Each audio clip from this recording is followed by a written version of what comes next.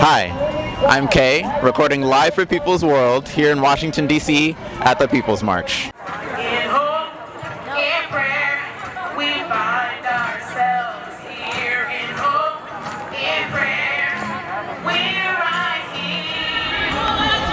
here. 2 days before Trump's inauguration, tens of thousands of people have come here in front of the Lincoln Memorial to talk about why they oppose the Trump administration. Why are you out here at the People's March today, Jonathan?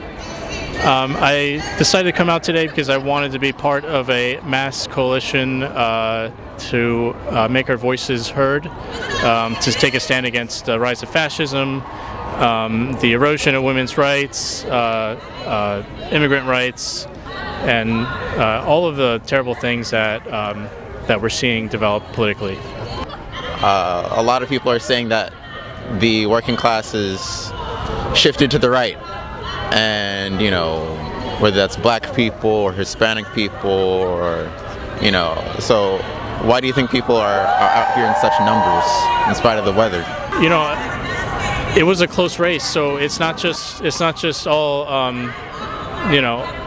all rightwardness or not. I mean, at the end of the day, we are kind of a country divided, but I think it's good to stand together and show our numbers, no matter what that size is. One thing that I've deeply seen throughout the years is that bodily autonomy is restricted in terms of any gender or gender identity. That means that a war is being infringed on all of our gender identities. I'm not a woman, I'm not an AFAB or anything like that, but I understand the notion that once they start to take away liberties from women, they're going to continue with our trans community, which is what we've seen in Florida. They're going to continue even with our men as well. So I took a stand constantly against abortion bans and reproductive justice being infringed in the state, and of course the country. Typically I come to these marches for reproductive justice, LGBTQ justice, women's rights, but I think this one's so impactful because we can include so many more issues: police brutality, racism, immigration, Palestine. We can bring in so much more than just the Women's March that we typically have every year. We're able to bring so many other problems, food insecurity, housing insecurity, all together to explain why it's so important to gather to make our voices heard.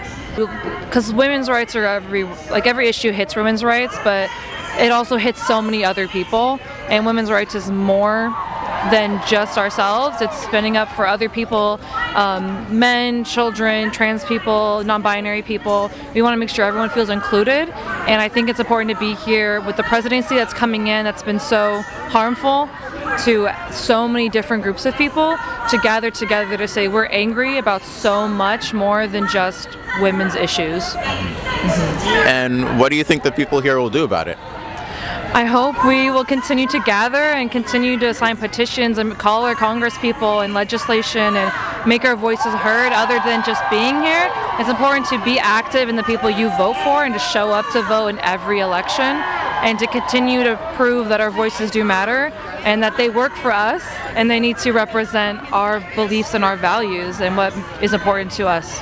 Well, last night, New York Times posted a very large, and by large I mean very detailed, map of the United States, block by block, showing which counties voted which way, Democrat or Republican, and how much they've changed since 2020. And there's a lot of red on that map, but what that doesn't capture is the people who didn't vote, are the small details, like why did people vote a certain way, or what is it that Trump said, or Vance said, or the right said that got people to vote one way versus another. Were there things that people were asking for that weren't answered by the Democrats since they were the ones who lost, or that the Republicans tried to appeal to since they were the ones who won? These are questions we have to ask ourselves as we move into the next 4 years, because not everything is as simple as it seems.